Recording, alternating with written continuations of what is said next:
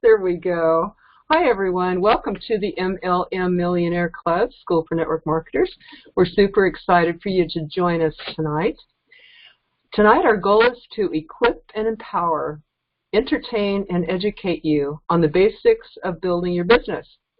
Our goal of this school is to teach you how to build a strong and profitable business.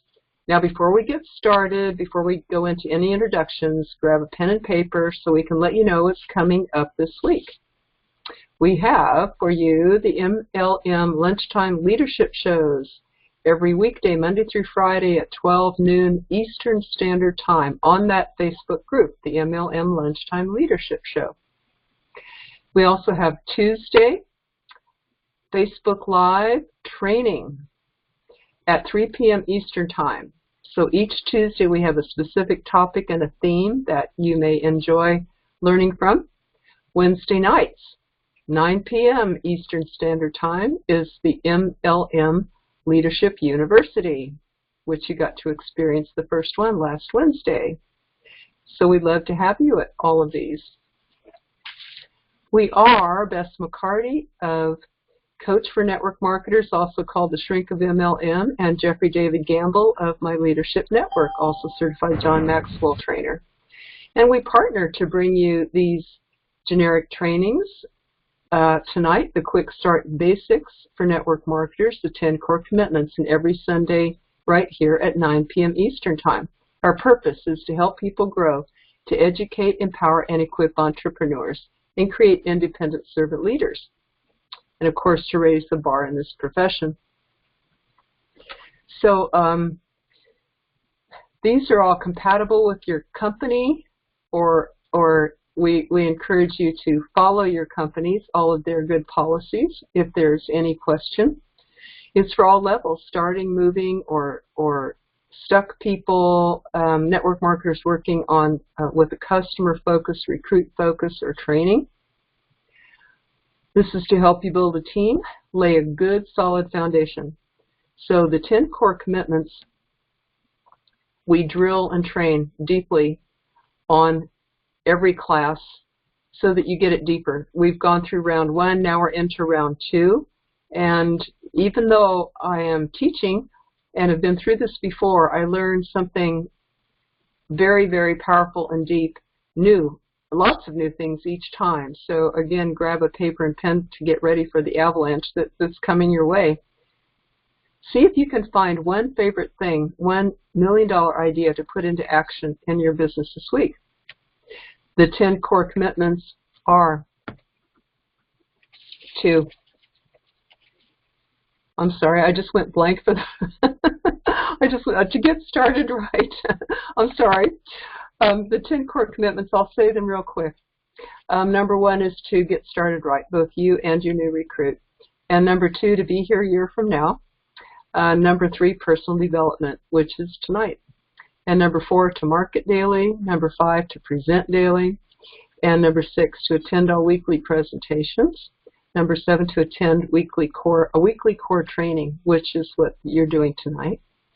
And number 8 is to attend monthly regionals. Number 9, attend all company conventions. And number 10, a massive monthly action plan. So these are the foundations proven over time to help you be successful. They're used by the top earners in network marketing for success. And you are absolutely in the right place. I don't know where else this is being taught anywhere just like this. So I'm very happy and proud to bring it to you. We suggest you keep attending until you can teach it.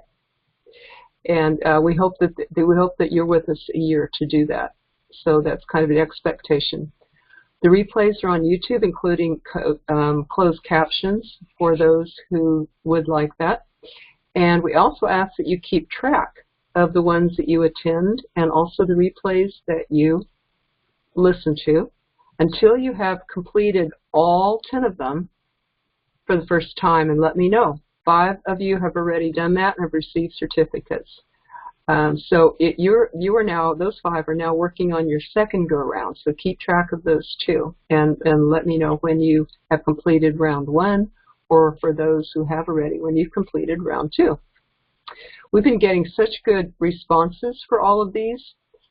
We have people now from 5 countries in this class. We have people that are jumping ranks and have just tremendous results. Using your methods, just hit a new rank. Helping, as Rich said, to help eliminate and tie up loose ends. Eye-opener, so well presented. We're really happy. I'm very happy and proud to bring these to you.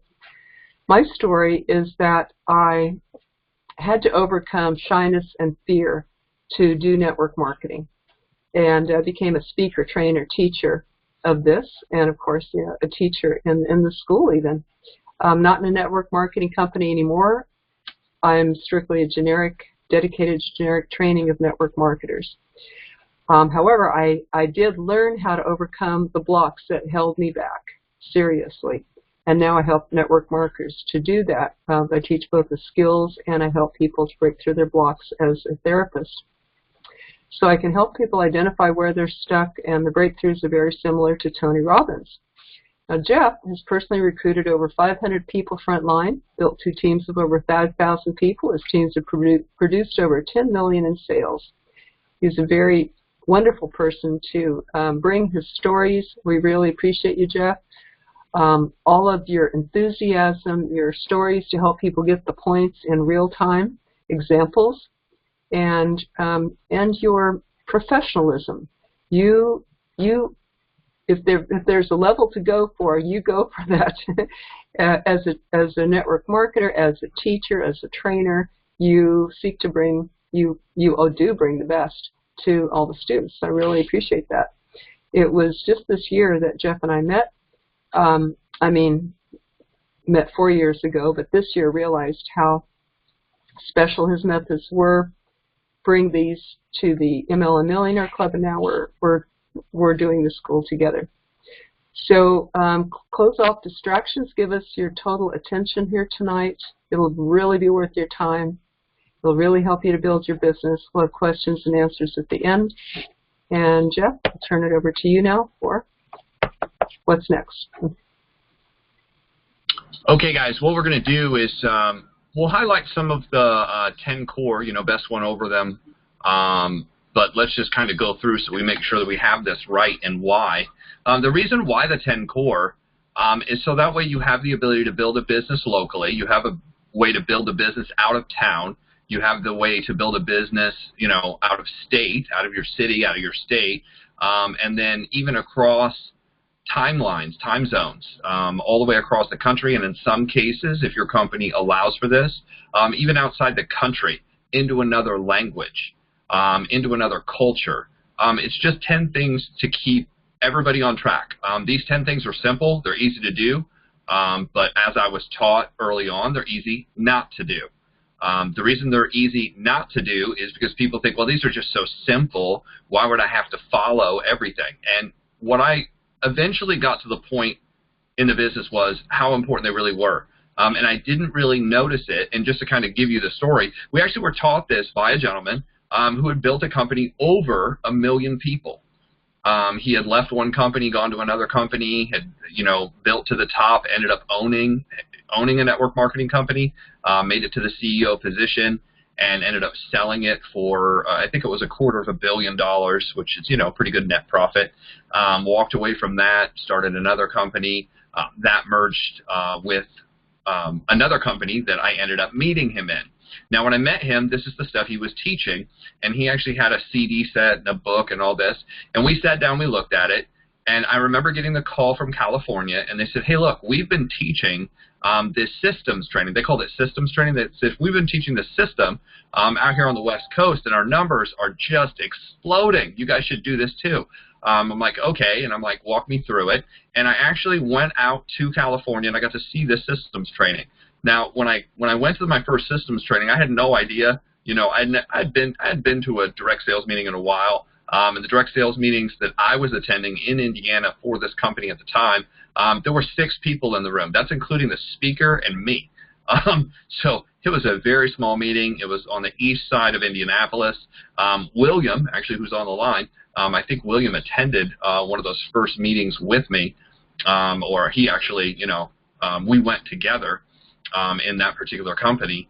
And it was wild. I go out to California and I see that they've got 400 people in the room, and I was like, wow, this is really different. And I started looking at what was happening, and they ran through these 10 simple things, and I'll never forget this. Amit Aman was one of the first speakers, and he was part of my organization. This was in a company that I've left, and I remember him running through this, and he told the story of his dad, how his dad had moved from Israel to California and started a business with 3 other gentlemen, and the first gentleman, bailed out within 6 months, and the second gentleman, 6 weeks before they ended up getting this huge contract, bailed out, and that left him as the sole owner of this T-shirt company. And it just so happened 6 weeks after the second partner left, his dad basically inherited one of the largest T-shirt contracts in the United States at that time. And overnight, they went from struggling in an apartment to multimillionaires.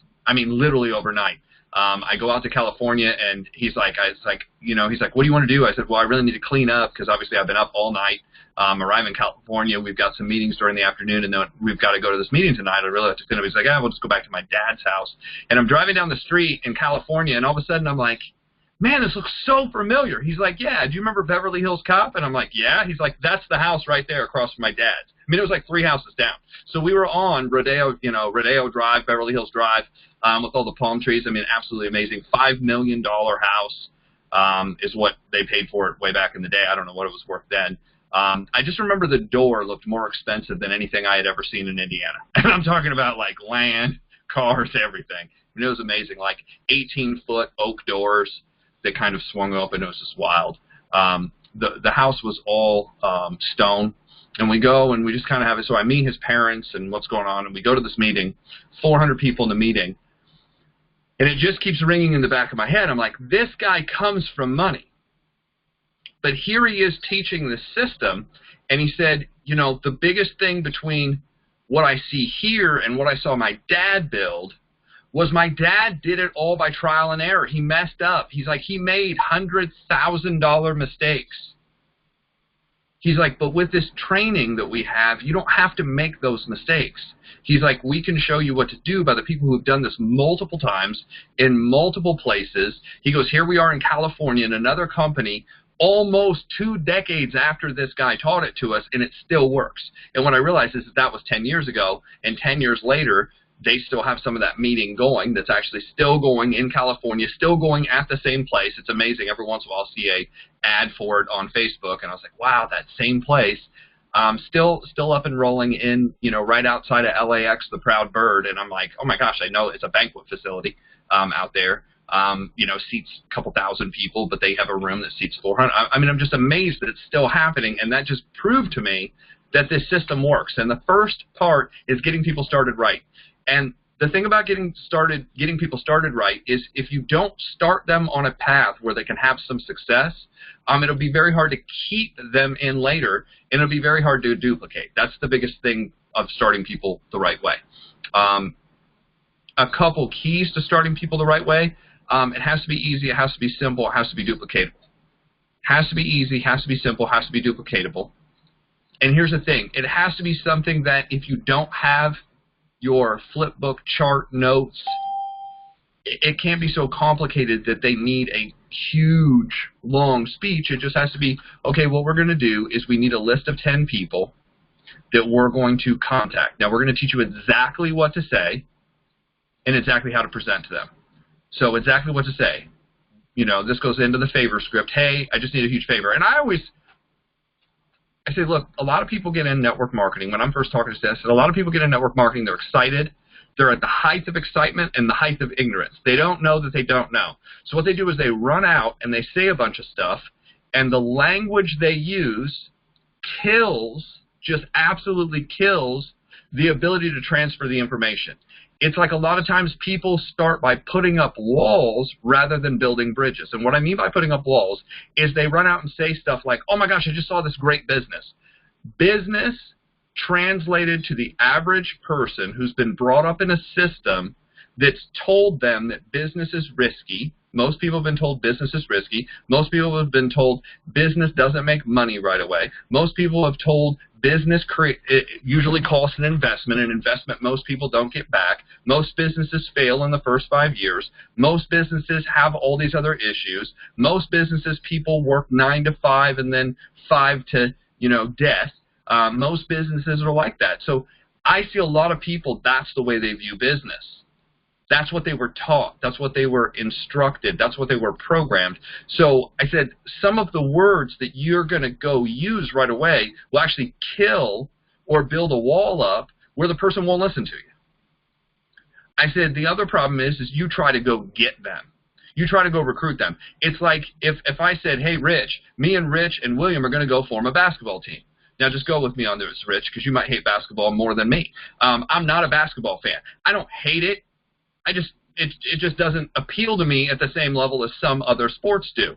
But if we were going to go out and create a recreational basketball team, and I said, hey, Rich, we need to put a list together of some people who want to play basketball, and all of a sudden Rich says, hey, you know what? I know this guy that's almost 7 feet tall. He's almost 7 feet tall. He's pretty athletic, and he would be perfect. He'd be perfect. He could be the guy that just stands and blocks like this because nobody could get past him. He could dunk the ball. He wouldn't even have to jump. So we go to that guy. And instead of saying, hey, could you do me a huge favor?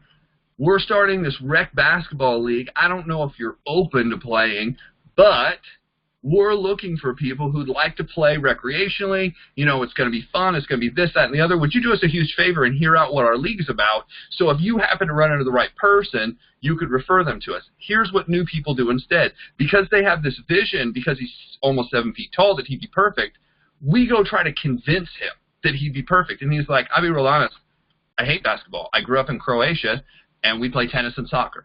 And I'm just not a basketball player.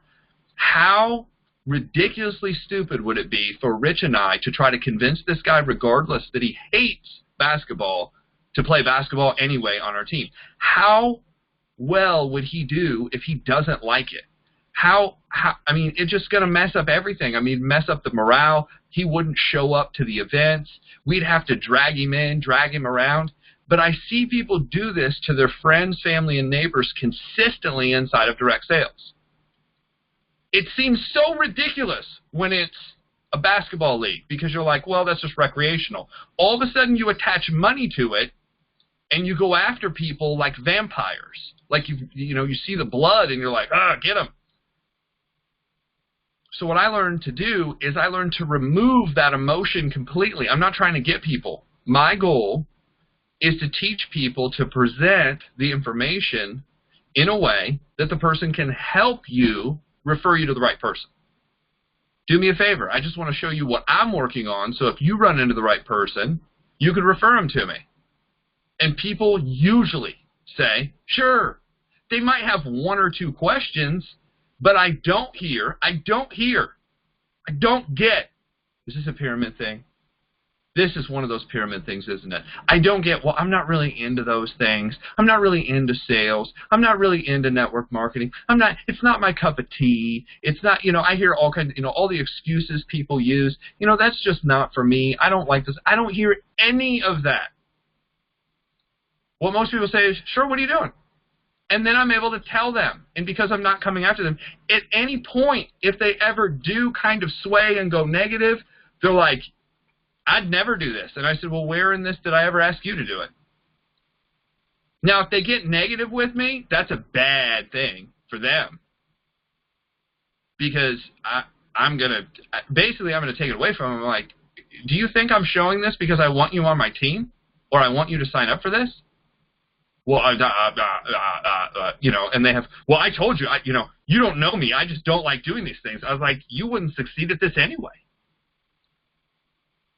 They said pick out the 3 most negative, ugly people you know and run it past them first to practice. I said, dude, you're 100% practice. You're not somebody I want on my team. I'm sorry you thought that. I don't know where you got that idea from. I mean, what? And then people start all of a sudden, I mean, I've done this before, and then people start defending it. Why don't you think I could do it? I mean, do you really want that list right now? I don't get any of those objections. What I get is, oh, okay, cool. Yeah, I mean, you know, if I said I'm in an energy drink company, or I'm in a vitamin drink company, or I'm in essential oils, or I'm in, you know, financial services, or I'm in technology, or I'm in whatever the company is, I said, this is what, you know, this is what we are. And I usually use 5 points. Here's the company. Here's a little bit about the company and where we're at and where we're from. Here's the need in the marketplace. Here's the products. Here's the compensation. And here's the timing and the team. I say, here's what we do. Now that you know what we do, and I ask questions. I've built in questions, like the need in the marketplace. You know, there's persuasive ways to say stuff. I said, you know, I mean, and I'm just going to use something really basic like energy. Whether it's coffee or a drink or a powder or whatever, energy seems to be a big sale right now. So I'm just going to use energy, not like electricity energy, plug your, you know, fingers in a light socket energy, but I'm talking like a drink of some kind. I say you probably agree that a lot of people out there are drinking energy drinks. Do you know anybody like that who always has an energy drink in their hand? They're like, yeah, you know, or, you know, yeah, I've got a friend at work, or, yeah, my kids drink energy drinks all the time. So, I mean, it's not an unknown that people are buying energy drinks. Do you have any idea? Do you have any idea how much money is spent in energy right now? Like energy drinks total? And most people are like, I have no idea. I said, those little 5 hours alone do $1 billion a month. And they're like, what? I'm like, yeah, I mean, Red Bull, you know, what's the other one? Rockstar, Monster drinks. I mean, and most of them have sugar and all this garbage in them. Some of them don't have that. Some of them have other chemicals in them. Most of them are terrible for you. But we found something organic. I'm totally making this up, but you understand, like, that's the conversation that I'm having is, I'm like, I'm not saying, should you, here, taste my, I'd never go at the person. Hey, you should taste my energy drink. We have a skincare company, and I see that you've got that thing on your face, and we've been wanting to get it off forever. I've been looking at you for weeks thinking, man, we could just scrub this on, and it'll just peel off, and it'll get all that stuff off your... You're going at them. As soon as you go at them, the wall starts building up. But if I remove it from them, hey, do you know anybody who uses this? Do you have any idea how many people use this? Do you know of anybody who uses it? And they're like, yeah. Now, if they come out and say, oh, my gosh, I buy those all the time, now you might have, hey, here's how I say it. Hey, at some point, I'd love to be able to share with you the product just so you can give me your feedback. Right? That's how I introduce it. If the person says, yeah, sure, I say, cool, you know, we need to meet for coffee, or I'll drop it off at your house, or the next time we see each other, you know, I'll get you a sample. Okay, cool. See how simple it is when you're not trying to, I'm not trying to get them to buy a case or sign up for the package. I just want to introduce it to them where it doesn't seem weird and pushy and strange. Hey, let's go grab coffee. I need to share something that I started working on outside of blah, blah, blah, blah, blah. Okay, cool. What are you doing? Oh, man, I wanted to tell you about this. How was your day? What's going on? We catch up. We find out. Now, here's the thing. Can you call somebody that you haven't talked to in a while? Yes, but you have to preface it with, hey, we haven't talked in a while. Catch me up. What's going on in life? How are things going? I didn't just want to talk to you to try to sell you this. I get messages almost every week from somebody I haven't heard from in a year, and all of a sudden they're like, hey bro, what's up, man? As soon as the hey bro comes out, I'm like, click, delete, unfriend. I mean, I know it's coming. Oh, okay, somebody that I haven't talked to in a year all of a sudden has all this interest in what I'm doing, and they never ask me, hey, how are you? What's going on? I see on Facebook that you're dating somebody now, new. None of that. Now, the professionals will do it, but none of the amateurs do it. All they say is, oh my gosh, do you take whatever supplement, or have you looked at, or do you trade, or do you know what Forex is? Do you know what IML? Do you know what this is? Do you know what this product is? Do you know what this company is? And normally I said, yeah, oh my God, you got to get in. You know, if I get you in, I don't have to do anything. Oh, okay, that's awesome. You know, send me the. Now, here's the thing. If they approach me the way that I teach and they say, hey, can you do me a huge favor? Would you take a look at this? I always look. I always look. Sure, I'll look at it, but I'll also tell you exactly what I think. I'm going to look at the comp plan. I'm going to look at the people behind it. I'm going to look at how long it's been around. I'm going to look at the reviews, both good and bad. I'm going to talk to people who are professionals in the industry. I have a guy who works in compliance. He works in compliance with about 150 companies around the world. He lives in 3 countries that I know of, that he's told me: Dominican, the United States, and I think he lives somewhere in Europe. He has a house. He was a diamond in one company at the age of 16. He built 2 others. He built a lead generation system, he put 2.5 million people in network marketing in 7 years with a lead company. And then he got out of the industry for a while, and then he started doing compliance. So typically when I have a question with him, he knows the financial background along with the owners and who's backing the company. So I can have a conversation with him, and he's like, they're not okay. Financially, they're paying out 80% back to the investors, and their margins are like this. It's nothing long-term. Whatever they're giving up front, they're going to have to change their comp plan. The car bonus will go, I mean, he knows intimate details. He told me about 2 companies. Since I've known him, he told me about 2 companies, and I'll get a message every once in a while, and he'd be like, hate to send this, but if you know anybody in this company, tell them it's time. Like, the doors are going to close. And both times, he was right to the day it happened. So I run information by people like that instead of the brother-in-law who's never built a company in his life. The 3 companies he knows about is Milwaukee, MGD, and Coca-Cola. That kind of, I talked to somebody who knows about these things. The brother-in-law or the uncle or whatever. So that's who I go to. I'll look. Is this kind of making sense? Is everybody kind of like shaking their head, or are you just, people like, I have no idea what Jeff's talking about? This is how I go research stuff and I look stuff up. Okay, cool. Rich says I'm on point. So that's getting somebody started. I just want to teach them how to contact. I say, here's a text message. Text message this and add me to the text message. Say, hey, I want to introduce you to a good friend of mine. So here's how third party comes in. Hey, I want to introduce you to a good friend of mine because I started working on something and I wanted you to know about what we're doing. So if you run into the right person, you could refer me. But this good friend of mine actually is the expert in it. And then if you third party, and I'm just going to give an example of myself, Rich, and Bess, and we're just on video, so that's why I'm using Rich in the example. Rich, I'm not picking on you. You're just in the video feed, so that's why it's easy to pick on you. So if I were introducing Rich to Bess, let's say Rich and I are working together. Rich just got started. I'm the expert in this, and Bess has no idea what we're doing, but Rich and Bess know each other. Rich would text Bess, including me in the text, and say, Bess, huge favor. I wanted to introduce you to a friend of mine, Jeff. He actually is doing very well in this company, and I wanted to share with you exactly what we're doing, so if you happen to ever run across the right person, you could refer them to us. Bess is like, okay, cool. Hey, Rich, how you doing? Hey, Jeff, how you doing?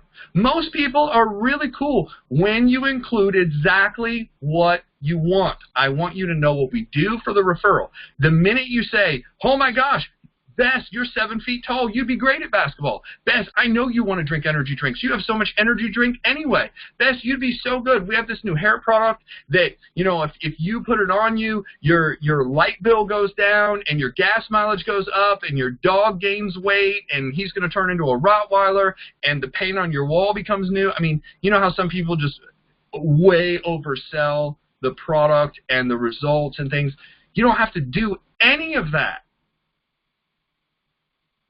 And here's the thing, I'm actually sometimes not as excited as some people. I kind of come a little, I tone it down. For training, I might be over the top. But when I'm actually talking to people, I tone it down, and I actually get better results. Here's what I do. I just take it one step above what their excitement level is or what their kind of tone is. Just one step above, not 25 steps above. Does that make sense? So I remain in control, I remain positive, I remain with energy, but I don't come across like a lunatic. And I know sometimes people are like, Jeff is a lunatic after these trainings. I've heard him say some stuff, and I have no idea what he's been taking. So that goes over 1. 2, We talked about being in a year. It's going to take some time to learn this stuff. You can't learn everything all at once. Rome was not built in a day. You can't build anything significant usually in a very compact, short period of time that's organic, that's built on people. Now, you can build machines like that. You can build switchboards like that. But building an organic business creates, there's three things you need. You need to know people that know each other, people that like each other, and people that trust each other. And those three things take a little bit of time. But what I could say is recruit them first, get it out there, recruit them first, then build a relationship with them. Too many people spend too much time trying to build relationships with people that they have no ability to recruit, and that person has no interest in being recruited. Why are you building a relationship? People are like, this business is all about relationships. No, it's not. It's about sponsoring people. Now, a lot of people would disagree. No, it's about relationships. Well, if they're not in yet and they're not on your team, then you don't make any money. So that relationship that you built doesn't make you $1 until you've recruited or that person knows what you do so they can refer you, right? So spend more time learning how to talk to more people and recruit more people, and then the people that get in, build relationships with them. Make sense? Instead of telling them what to do, instead of pushing them around, instead of giving them orders, they did not sign up for you to tell them what to do. In fact, if you've only signed up, if you signed up less than 10 people and you're trying to tell them what to do, you're automatically going to have a hard time. Your attrition rate is going to be horrific. Why? Because a person who's new is going to figure out very quickly that you've only recruited 10 people and you don't know exactly what to do. The best thing you can do is get yourself out of the way and get them to who? Get them to somebody who's recruited 25, 30, 50, who's made it a couple levels up. My thing is I always try to get people around people who consistently make checks with commas in it. If your check don't have a comma, probably not the right person to teach. Now, it doesn't mean you can't say, hey, I can help you. Hey, if you have anybody that we need to talk to, you can say that. But it's best for the real instruction, for the real motivation, everything, get them on the team call. Get them on the team training. Get them to the team event. Get them to the team convention. That's how you lock people in. Have them build relationships with people beyond you. That's 2. 3, personal development. We're going to go over that tonight in the second half, so I'm going to skip it. 4 is marketing. Market daily. What kind of stuff do you want to market? You either want to market the opportunity and stick to the money, or you want to market the product or service you have. Focus on financials, talking about financials, financial education, or focus on the product, the health, the benefit, the need of the marketplace, whatever. When you focus on both, it kind of creates confusion to the outside. It might not seem like it to you because you hear it all the time, but to the outside world, it looks confusing. Because here's the thing, when you start being like, ooh, this product's so healthy and it's so this, and you can make a bunch of money, and people are like, okay, so all those health results and all those doctors and everything you just told me about, now I'm kind of confused, because if you can make that much money from it, why are you selling it and is it not in a store? Because that's how people think now, right?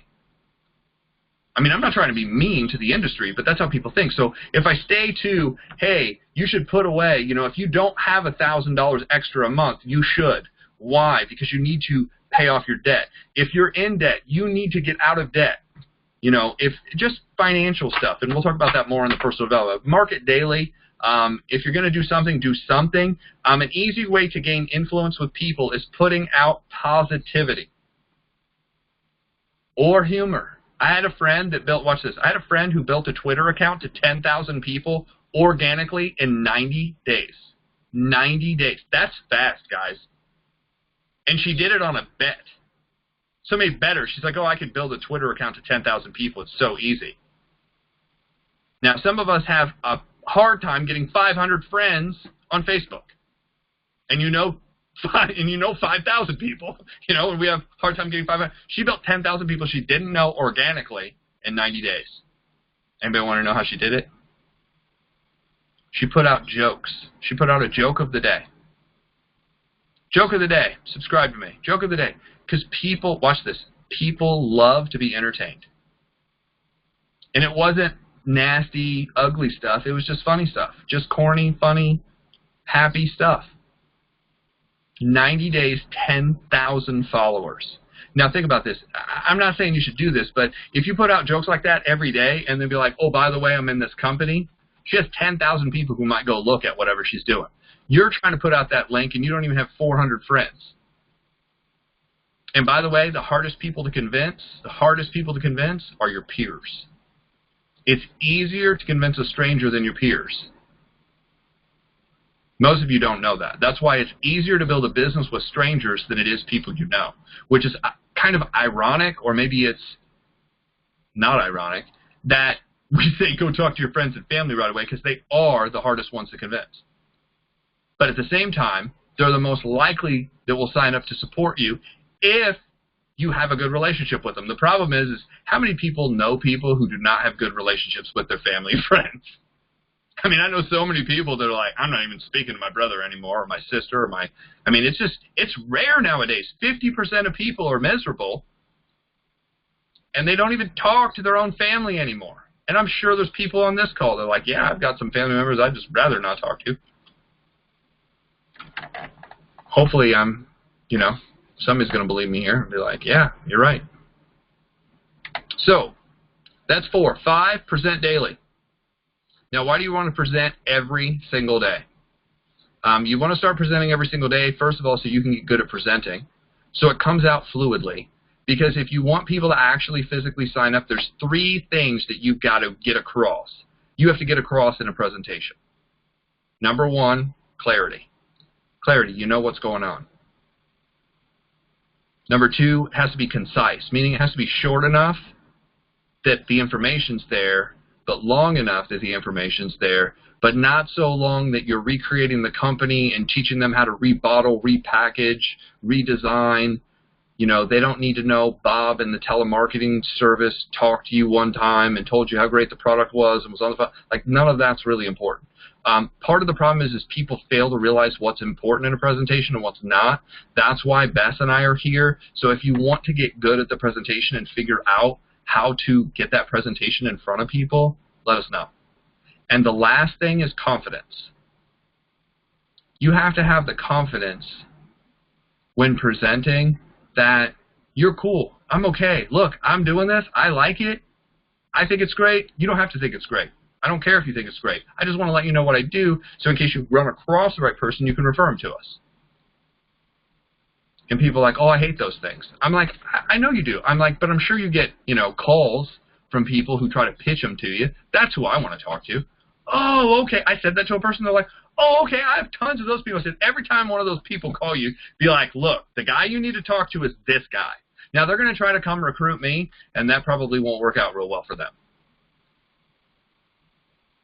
Or it might. I mean, I don't know. I mean, like I said, if they contact me the right way, I'll at least look. I mean, sometimes I'll buy products. I'll be like, that's a really interesting product, and I don't see it anywhere else, and price-wise, it's amazing. And, yeah, I mean, I own a couple products from the direct sales industry because it's not offered anywhere else, anywhere. Just happens. So, now I'm going to get 15 people calling me. Like, Jeff, I got a favor. No. That's 5. 6, attend a weekly presentation. Now, even if you have to go online and here's what I do. I'd find the number 1 money earner in your company, or maybe the top 5 money earners in your company. I'd find those 5 people, and I'd watch every single one of their presentations every week. Why? Because if you keep watching them over and over and over again, you're going to start picking up stuff you didn't see the first time, you didn't hear the first time. Just like when you watch a movie. I watch, and I'm going to use a movie, maybe you don't like it. I mean, there's a lot of violence, language, everything. Deadpool. The first time I watched Deadpool, I was like, what the heck did I just watch? The second time I watched Deadpool, I'm like, I had no idea I missed all that stuff. The 10th time I watched Deadpool, I was like, I have still missed stuff in this movie. And I hear things, I'm able to repeat them really quickly. Not that that's always a good thing. But, I mean, in this movie, there were just so many little one-liner kind of things that slipped out that they wrote in. I was just amazed at how much stuff that I missed the first time because there was so much stuff going on. Now the second one's come out. It's even worse. So, same thing is true when you're presenting. Because you're into maybe the product, you're going to miss stuff that they say about the compensation. Because you're into the compensation, you're going to miss stuff that they say about the product. You're going to miss stuff, little 1% things, questions that great presenters ask at the very beginning. You know, it's just wild. How many people, you know, how many people here tonight, you know, would love to have an extra $500 right now? How many people here tonight would love to come home and find out? I remember one of my trainers used to say, you know, how many people would actually trade $500 a month if you knew you were going to get an extra day off every single week? Like, you got Friday off every single day from now on, but you trade $500 for that. How many people would take it? I was amazed at the number of people in the room that were like, both hands. They'd be like, if I don't have to go to work, I'll trade money for that. I'll give up $500.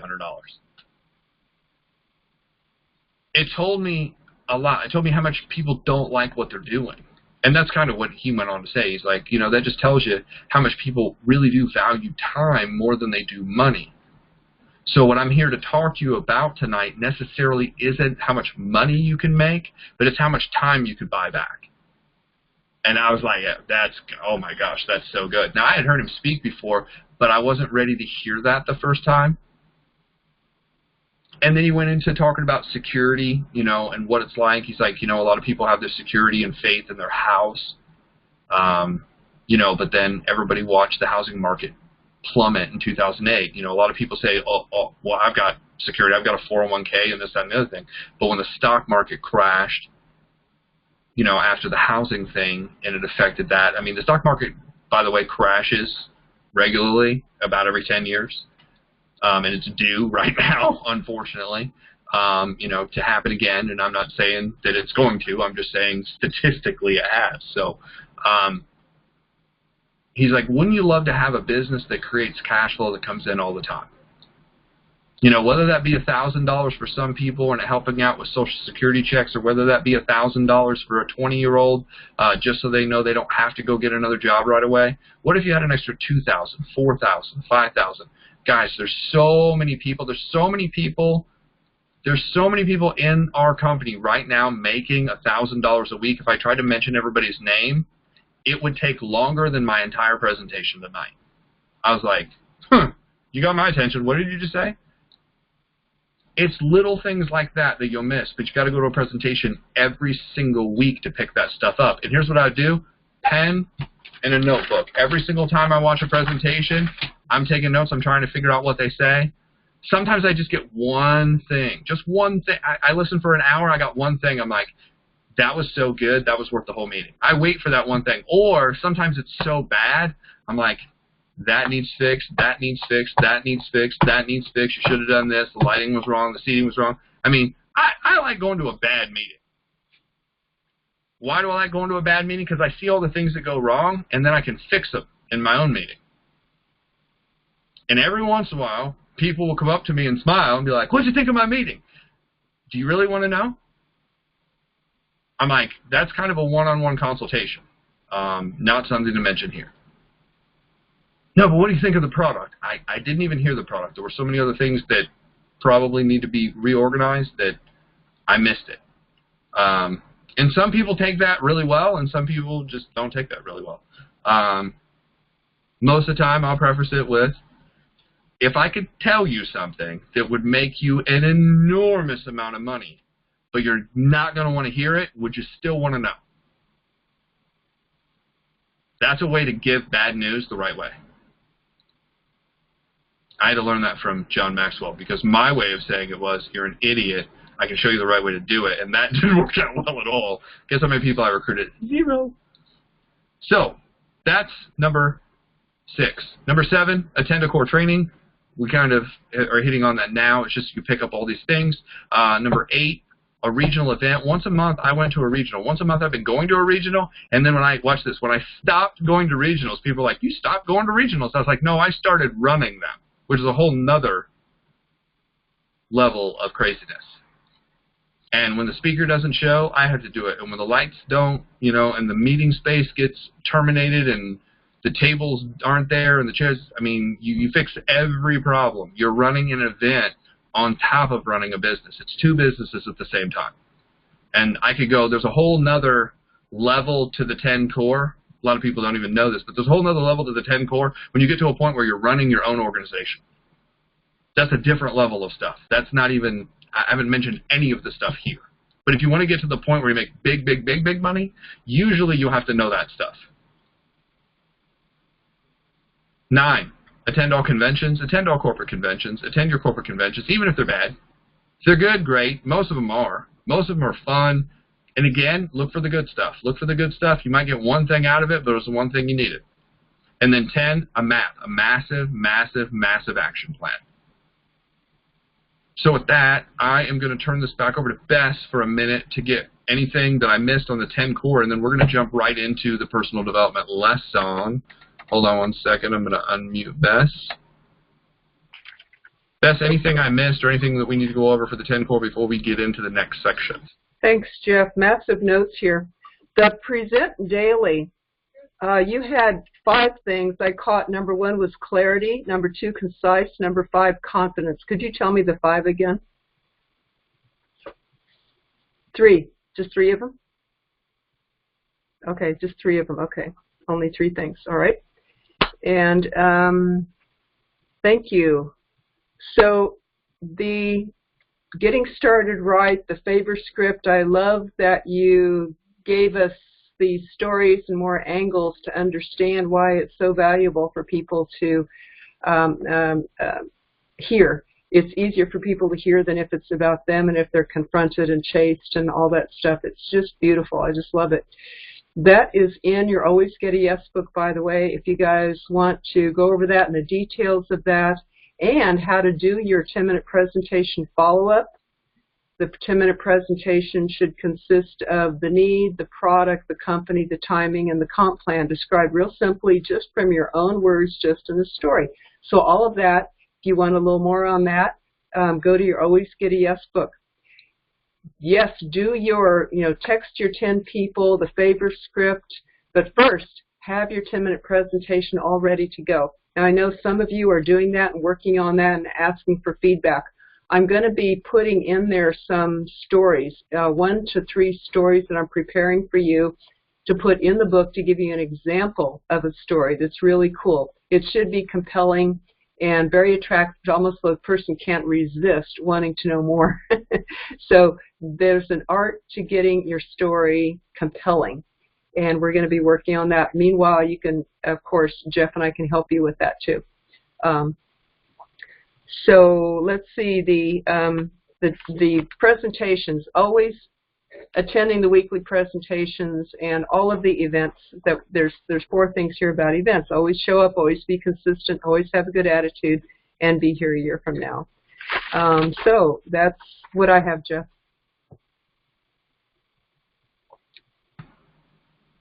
Awesome. And to answer your question, I think what I might have said is there's 3 things that you have to convey, but there's 5 things to a presentation. So the 3 things that you have to convey were confidence, concise, clarity, and then the 5 would be the company, need, product, compensation, timing. So those are the 5. So for those, I mean, there might be somebody else on here that was like, what did he say? Because sometimes stuff comes out really fast, and sometimes I'm like an airplane that's circling. I do get back to the landing, but it might take a while. It might be a different trip altogether. You never know. So let's get right into personal development. That's what it is tonight. And personal development is the reason that I'm able to do what I'm doing now. Most of you have heard the story. Some of you maybe haven't, but I was not good at any of this when I started. Horrible. Why? I was 17 when I saw network marketing. I basically grew up in a house where from the age of about 10 till 17 I was grounded. I was actually grounded when I saw network marketing. I actually decided not to follow directions, not to come home. I went to my girlfriend's house anyway. I had seen the business from her father, and I talked them into taking me to the opportunity meeting that was Monday night at I just remember it was a Holiday Inn. And I remember being the youngest person there by at least a decade, probably more like 15 to 20 years. It was a group kind of 30s to 50s and up. I just remember at the very end, there was a group of people that stood up in the front, and they gave their testimonials, and they say, hi, my name is, their backgrounds.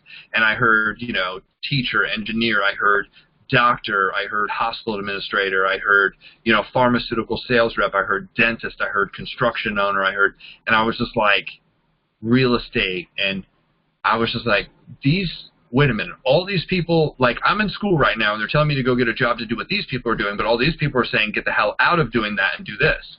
And I was just like, I am confused, but I like what these guys are saying better than what these guys are saying. And the main thing that I liked about the whole presentation is when they first started, they said, the biggest problem in America right now is, that the two big things that separate, actually, they didn't say this, but now that I've learned this, there are two things. But they talked about one of them that night, which was financial education. The education we get growing up, the programming we get growing up, we basically get taught one way to make money. And we get taught that there's only one way to make money. And all other ways to make money, they don't really talk about, or they say, oh, that's so risky, you don't want to even do it. Because I've been told that. They're like, oh, you can't get into real estate because nobody makes money in real estate. And I was like, well, if nobody makes money in real estate, how is there a profession of real estate? Like, that doesn't even make sense. That's the dumbest thing I've ever heard. Do you have any other wisdom for me, Einstein? And that's usually my parents that I was having this. Like, I didn't have any personal development when I first heard this stuff. So, like, my comeback was nasty. And I always had a bite and an edge to it because my mom and I would go back and forth. I don't know if you have, like, that one family member that you argue with and you fight with. Only it got past the point of arguing about that. We would throw in all the other jabs and mean things and everything that we'd ever screwed up in our life. So it was just an ugly conversation, a conversation that doesn't recruit people, a conversation that doesn't build people up, a conversation that doesn't help people. That's the household that I grew up in. So guess what language and guess what my vocabulary was when I went to talk to people? It's the same language because I didn't know there was another way. But what I loved about that first meeting was they said, look, there's 4 ways to make money, and you've basically only been taught one of them. And I remember writing this down, and I was like, I'm in economics. Like, I was in economics class, and I was getting an A for the first time in school ever because I was like, this just kind of makes sense. Supply, demand, all the weird terms that were there. I was like, this just makes sense to me. I don't know. I understood economics. I didn't understand anything else at school. The whole vocabulary and take this and read this and history and blah, blah, blah. Other than art class, I could always ace that, no problem. Even the art history stuff, because my dad is an artist and we had most of that stuff in our house, or pictures, and they talked about the greatest painters. Like, I had that stuff memorized because we had always talked about it, but everything else I was failing. But I get to economics, and he says, look, most people trade their time for money. Now, what's the one thing you can't get any more of? And I'm like, time. And he's like, yeah, time. So, and he's like, and you make just a little bit of money for that. And he's like, and you trade more time and you make a little bit more money, but you eventually run out of time and you can't make any more money. And I'm like, yeah, that makes sense. I was like, okay, that's one way to do it. They said this is where 85% of America ends up in this category. Now, why do they end up there? Because that's what they're taught. They're taught the language of an employee. Now, the real thing is why are they taught that? And that's a whole nother long story, but the reality of why we were taught that way is we grew up in the industrial age. We went from agriculture to industrial, and when we went to industrial, we created these factories that started printing out business of different kinds, bolts and books and clothes, and we had these huge factories, and all this, the assembly line had been created. Ford and Carnegie and those guys created the assembly lines, and they needed more people to fill those positions. So what they did is they created an education system to teach to fill those positions. And there were 2 schools that were built in the early 1900s. One of them was called the normal school, and one of them was called the common school. Now, I'm not going to go into all the other stuff about it, but those 2 schools were created. They created the school system. They lined up the desks in rows just like they lined up the assembly line, and everybody had to do stuff. That's why everything's about being in a line at school. Really, it doesn't make that much. There's a fire. Everybody form a line down the hallway. And I was like, what, like a human wick? That way the fire just travels right down the back of our heads. That's smart. I would open my books and hope they burn when we left the classroom. It always ended up we were just practicing. And I was like, at one point I was almost like, maybe I'll just light the fire here. And they said it was a fire drill. I didn't know. I was trying to get rid of the evidence of my homework had to be gone. I didn't finish it yet. So I was like, there was a fire. I didn't even know. You had us out of the classroom. What? I always had my reason. I had a good alibi. So that's why they formed those lines. And they said that's why they taught you basically to go to school, get good grades, get an education, so that way you can get into a good college, so that way you can pick a good degree so you can get a job. They said, so they only talked about jobs. And I was like, yeah. And they said, but some people get mad and they're like, screw this job thing. And they're like, I'm going to go be self-employed. So that's the S category. And here's what the S category. They make a lot more money, but they also trade time for money. It's time for transaction. Real estate agents, doctors, attorneys, they make a lot more per hour because their education is so much higher. A friend of mine said you don't get paid for what you do, you get paid for what you're responsible for. I was like, ooh, that was good. That was one of those things I wrote down in a meeting. And I was like, that totally makes sense. I got to learn that. So they said in this category, basically you got to get really, really good at what you do and you can make more money, but it's kind of like a golden jail, because you can't ever leave because you're running it. If you're not here in the first category, you don't make any money. If you're not here in the second category, you don't make any money because it's you. You are self-employed. There's just you. This is where most people say, I'm a business owner. I'm like, what do you do? They're like, I'm a realtor. And I'm like, well, obviously you missed the education on day when they said self-employed and business owner. If you're self-employed, that means you have to show up for every transaction or you don't get paid. And a business owner, here's the best business. I have a business I've only showed up to 4 months, and this is month 10 or 9. 9 for the year, right? This is the 9th month. I've only been there 4 months. Now, Tony Robbins beat me. He's like, I have a business that I only show up to once a year and I get paid. That's called being an owner rather than a manager. So here was the definition of the difference between self-employed and business when you asked Robert Kiyosaki. Robert Kiyosaki said, if you can leave for 90 days and come back, and the building's still standing and all the people are still working, everybody still got paid, and there's a big account with your check in the middle of it and your name on it, then you own a business. If not, you're probably still self-employed. I was like, wow, never heard that before. Then they said there's this right category. The right category is you own a business. Now, businesses do what? They trade. They would rather have, and they went over the whole I can't remember his name. Onassis. I'd rather have 1% of 100 people's effort than 100% of my own. So the definition of a big business, according to the Small Business Association of America, is any business 99 employees or less. So it has the number 99 employees. Regardless of how much money the company's making, if it has 99 employees or less, it's considered a small business in America. Robert Kiyosaki says the definition of a big business to him is not 100 people, it's 500 people. He's like, if you employ and or contract 500 people, and his point was is if there's 500 people and 5 don't show up, you probably wouldn't even know it. Now, think about the definition of a network marketer once you have 1,000 people on your team. Do you have any idea what those 1,000 people exactly are going to do each day? You have no idea. You just know that there's so many of them that the transactions keep going and it keeps becoming more. Day in and day out. If you don't show up, it doesn't matter. You're just collecting checks. Now, most of that money in network marketing under those terms, most of your money is coming from something called passive income. It's actually an override.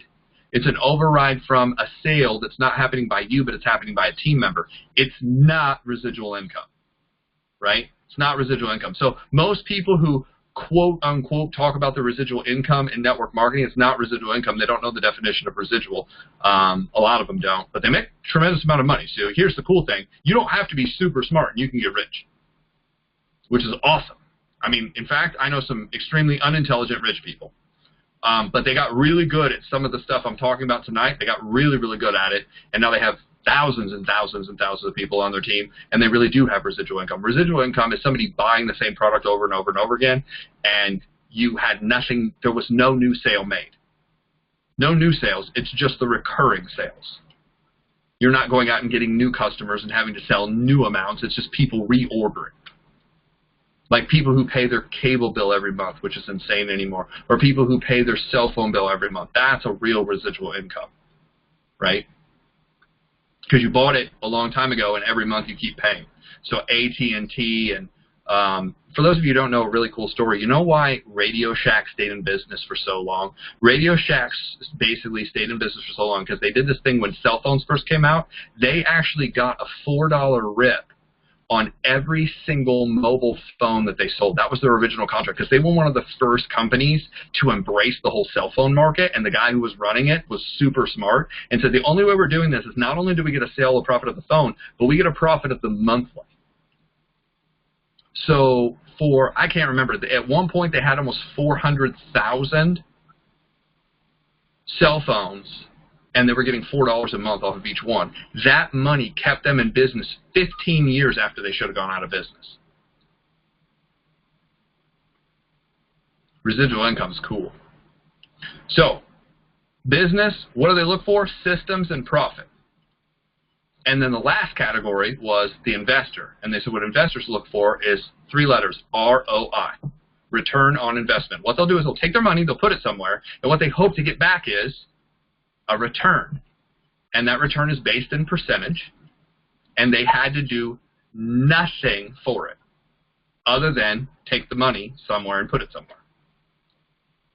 And I was like, you know, I mean, I guess I've heard of it, but I thought you had to have like millions and millions and millions and millions and millions of dollars. And what I've come to find out is some people turn money.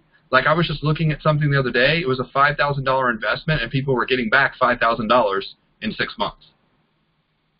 That's astronomical, high risk, but astronomical. I was, you know, those kind of things are out there, and I was like, why was this not in school? Here's the thing: the people who set up the schools were the people who owned the factories. They didn't want to teach you how to become their competition. They wanted you to work for them. The problem is the system never changed, because once we figured that out and they figured out a way to tax that system, the government got involved. Then now they tax the system, and why would they ever want to stop a system that's paying everybody? Doesn't make sense. Right now it makes no sense. The school system makes no sense at all based on the technology we have today, right? Because we could pick the best math teacher in the United States, one math teacher, and that person could teach online and teach every single student in the United States. It's coming. There are certain schools that are already doing it.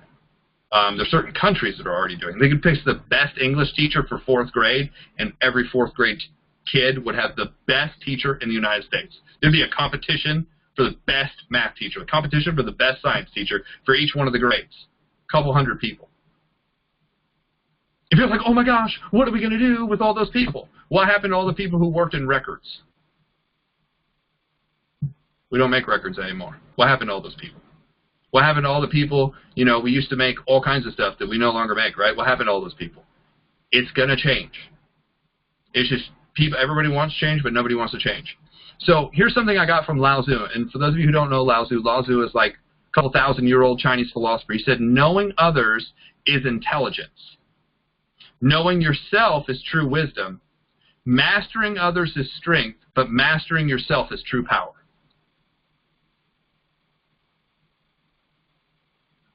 John Maxwell, one of my personal mentors, said growth is the greatest separator between those who succeed and those who do not.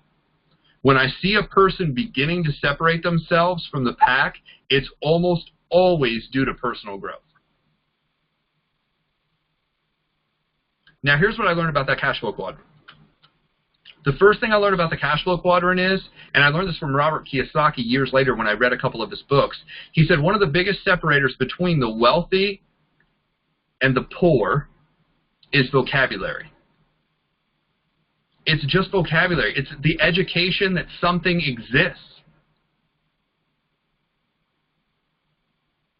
Now, let me explain kind of more in depth. We were taught debt.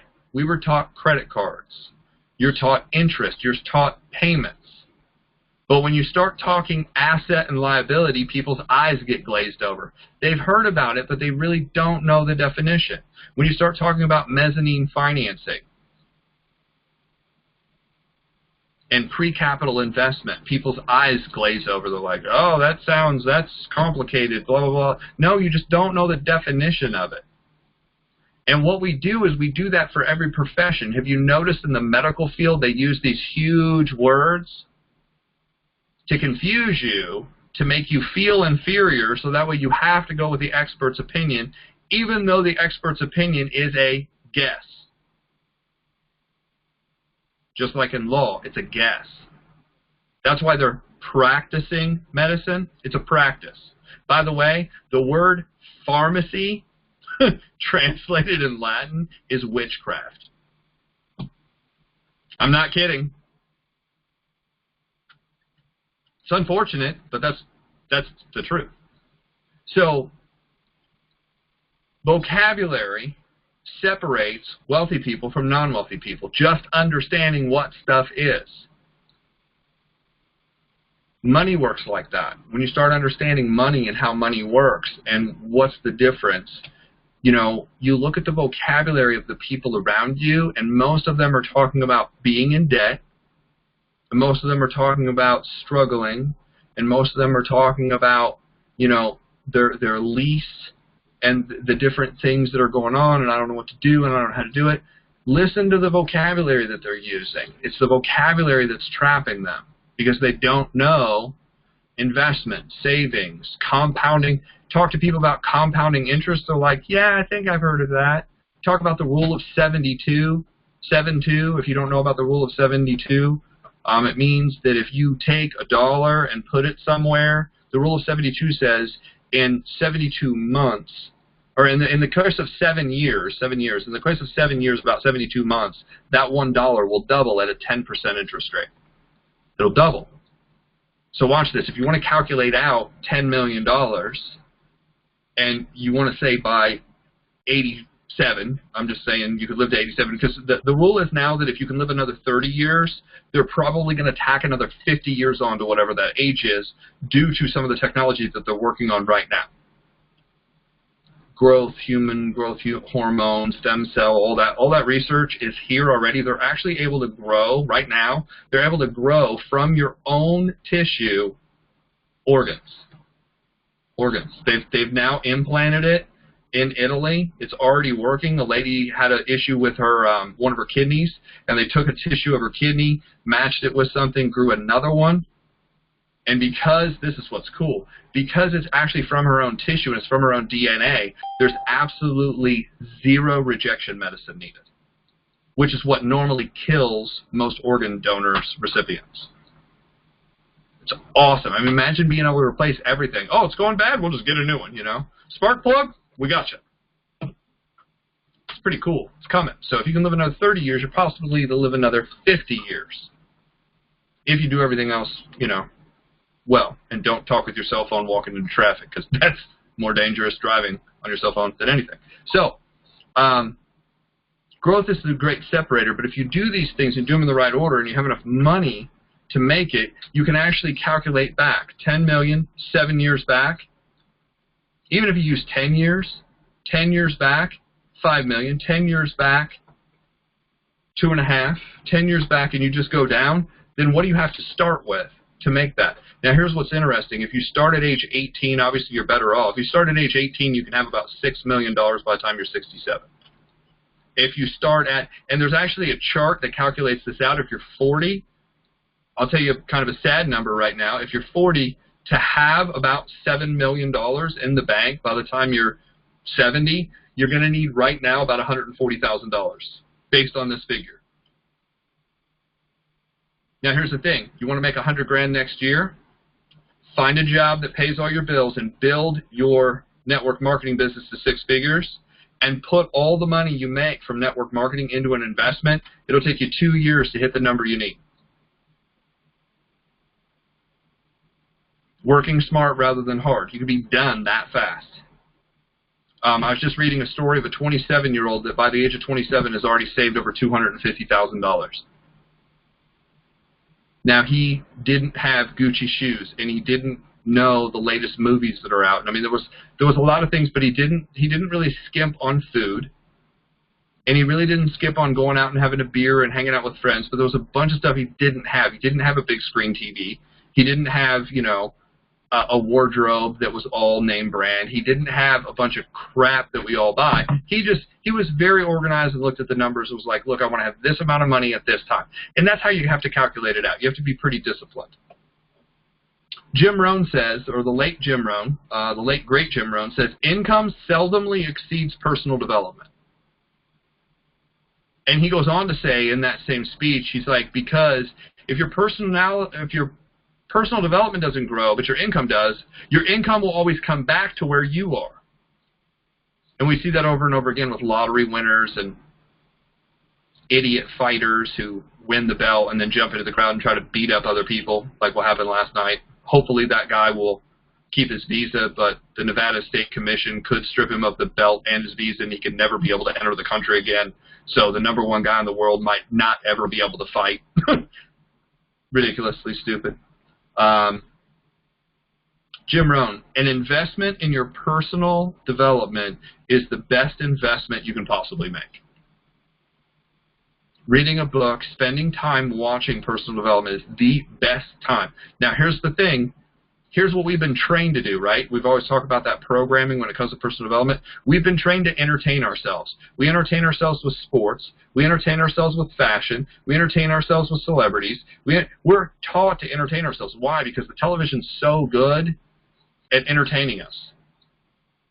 It's so good at using fear to make us watch it. There's a storm. You have no idea what this new person just said. Oh my gosh, this could destroy the world. And we're all like sucked into the TV or the Facebook message or whatever. It's really good at, so most people will go for entertainment every time, but if you go for education, even part of the time, it's so easy to beat everybody else. The easiest way to beat everybody else is unplug the cable, remove Facebook app, and all the other apps that are social media, remove them from your phone, so you have to physically go to your web browser and go to them rather than not. It's amazing how much time you get back and clarity of thought. And I'm not saying you have to do that. I'm just saying this is stuff I've started doing. Like I didn't have a TV for about a decade. Like I had no TV at all. And certain friends that know me that are on here know that I did not have a TV at all. I didn't have cable. Some people, they get a house, before they buy food, they put the cable in. Why? Because entertainment is so important to them. It's more important than what they're putting in their body. I've got to keep up with everything that's going on. Really? We survived in caves for 6,000 years without any of that crap. I'm sure you'll be okay. But do you have $10,000 in the bank? No. Skip cable.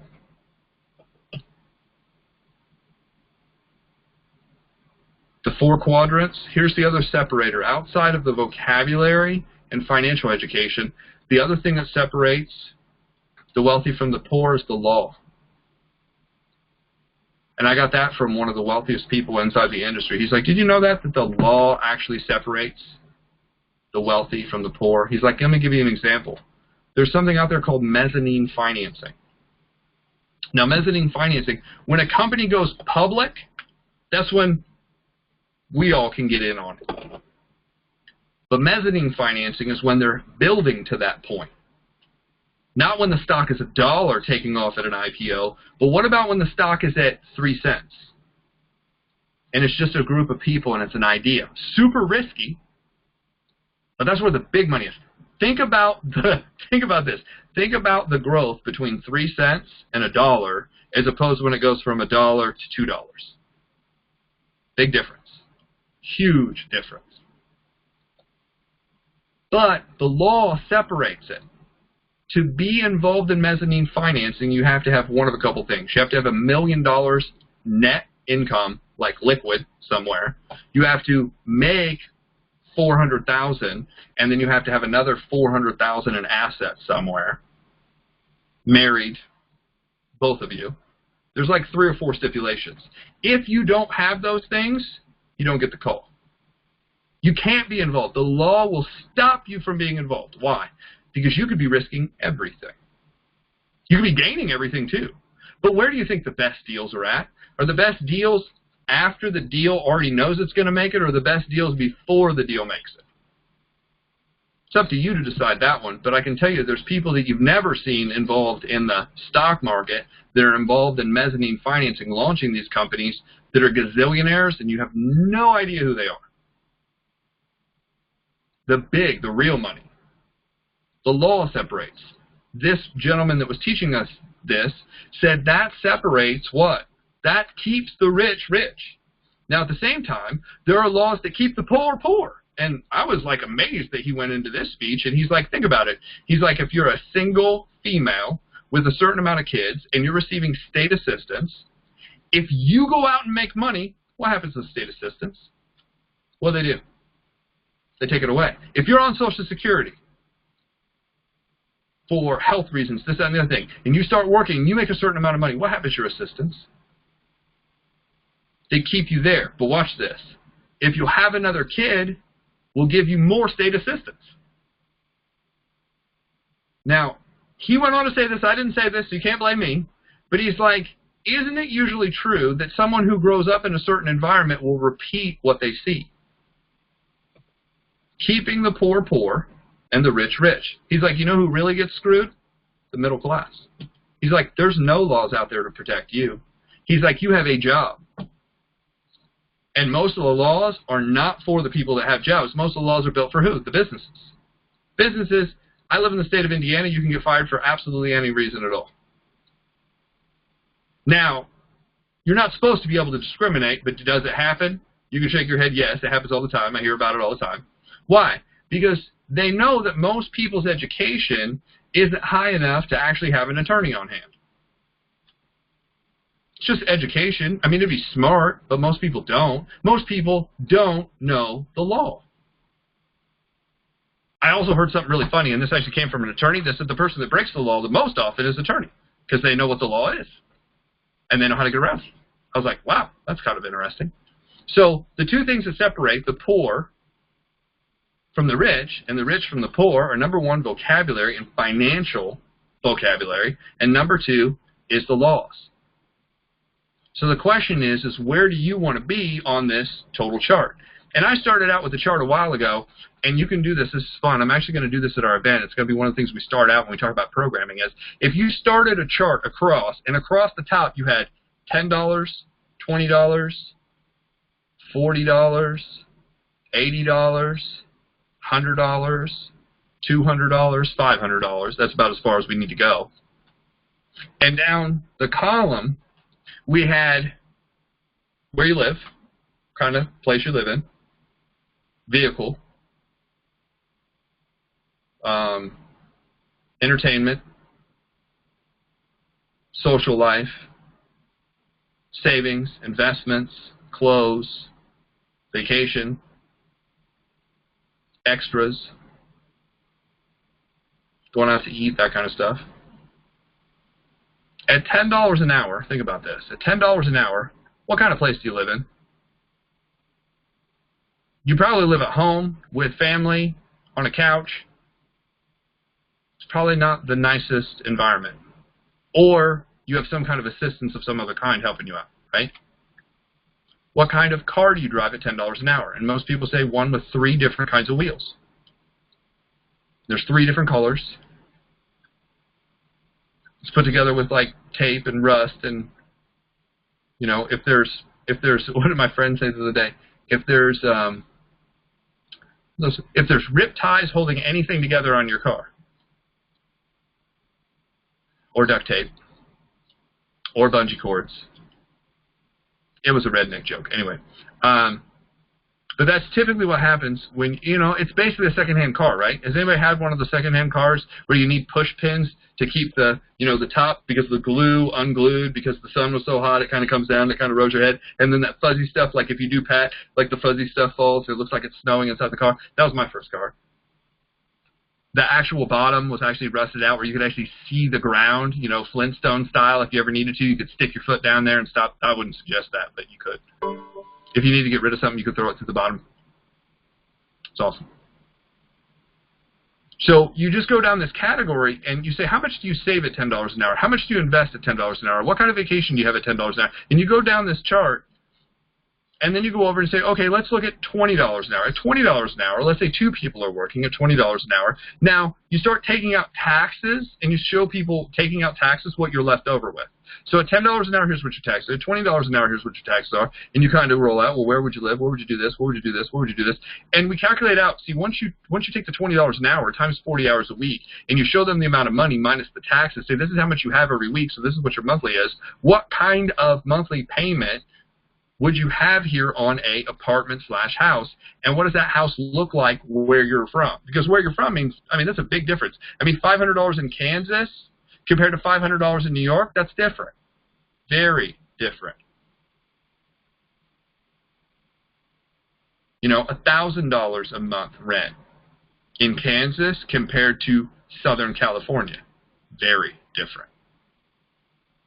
And I'm not just picking on Kansas. I mean, you could pick Indiana or Iowa or any other place, you know. I had a friend that, you know, moved from, like, the mountains of Saskatchewan down into Kansas, by the way, and he was telling this story. He was like, he was trying to explain to his friend how flat it is in Kansas. He's like, you have no idea. I mean, you can see forever. He goes, let me explain how flat it was. He's like, when I first got here, I bought a dog, and the day I bought it, it got loose and ran away, and I watched it run away for 3 days. Every time I open the door, there he is. So it's flat out there. And it's just different pricing. And I'm in real estate. So what I do is I like to go to Zillow, and not the best way to pick pricing on houses, but you can kind of go to Zillow and find out. So when I do this chart, I kind of show people what life looks like. I said at $40 an hour times 40 hours, here's what you make per week minus taxes, and here's what you have left over. You know, and we talk about, well, if 25% is used for housing, and the other 25% is used for, like, communication and transportation and whatever. So this is your car and your gas and your oil and your cell phone bill and, you know, maybe some other things. Then you have to have a category for, like, eat off of. Then what are you saving? What are you investing? What are you putting away in this other category? And we just go through and we go all the way out. Then you have to ask people, well, what category do you want to be in? This is how I have conversations with kids and what they're going to go into. And people are like, well, man, I'd rather be over here at the 100 plus an hour minimum, because that's where you actually own stuff. You know, instead of renting or leasing or borrowing or begging, over here you can own stuff. And I said, oh, that's cool. I said, so what kind of professions do you have to be in this category? I said, now, your whole life you've been sold to be in the first 3 categories. 10, 20, maybe 40. That's as far, that's where 80% of the people end up. Why? Because the programming you've been taught has told you to pick something out of that bucket. But there's more buckets than that. You just weren't told about them. And you didn't even know. And then people bring this one up. Well, you have to understand, because I've done some things in the past and I wasn't smart and I've got this problem or this, you know, this situation or this record that keeps popping up. Well, fine. Type into Google, I want to make this kind of money plus I've got to get around, but I don't have a degree, Jeff. You have to have it. It's so funny. I know where people's level of personal development is when I hit a category and they cut me off. That I know right away. I got to $40 with somebody and they're like, oh, you know, you have to have a degree for that. That is, wherever their excuse is, that's their limit. And now I know who I'm working with. And now I know where to start from to start building them up to understand that they can be in any one of the categories. So then from there, what skills do they have? What skills do they need? What mindset do they need to keep moving on? It's a really cool chart. That's how we're going to start out our big event, with programming and the philosophy people have. Because if you have this, if you're stuck in that 10, 20, 30, 40 area and you're stuck there, it's probably due to your programming, your philosophy, and your identity, how you identify who you are and what you do. That's why you're stuck there. And until you change those 3 things, you will not get out of that category.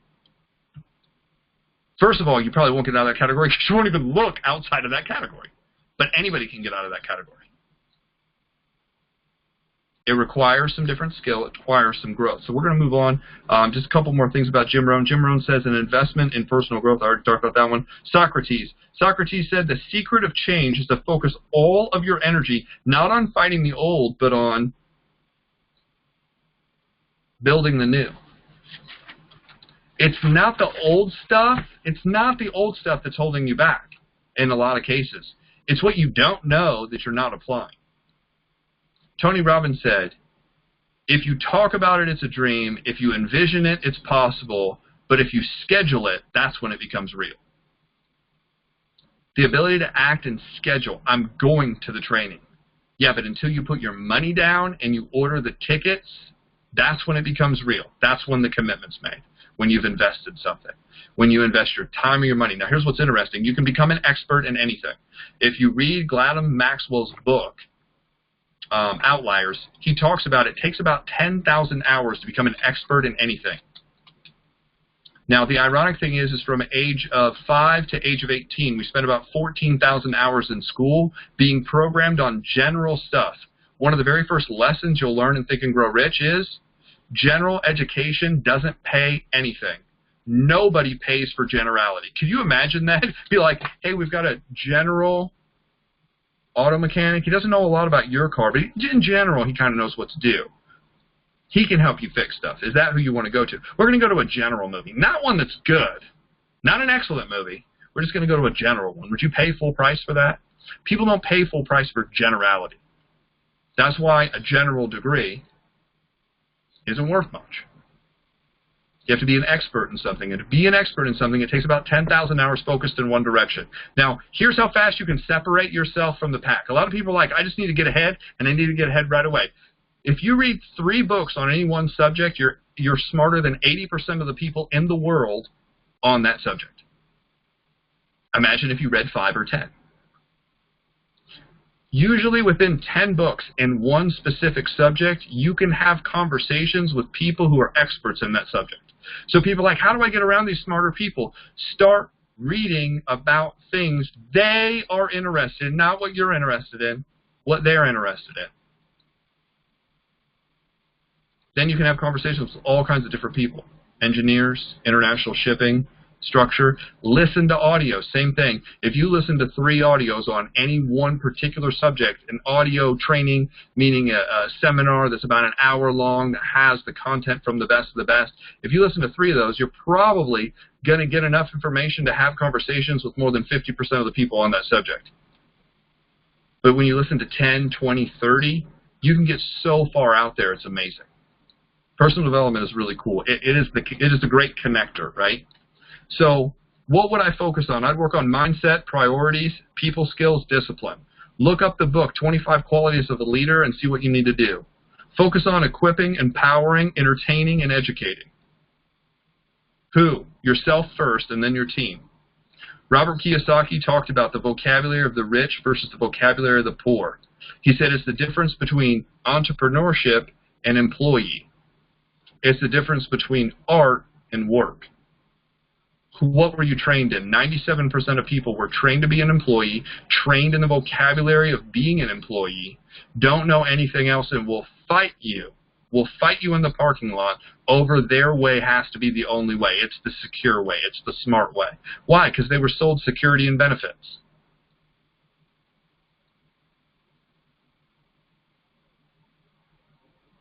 One of my mentors, one of the great people in the industry that makes as much outside the business as he does inside the business. He's kind of a real estate guru outside of network marketing, but he told the difference between the rich and the poor is the laws. Laws keep the rich rich, and laws keep the poor poor, and the people in the middle, who are the middle class, are the ones who get screwed. There's no laws protecting. You can screw up all day long. There's nobody who's going to step in and say, there's a law. We're going to change that for you.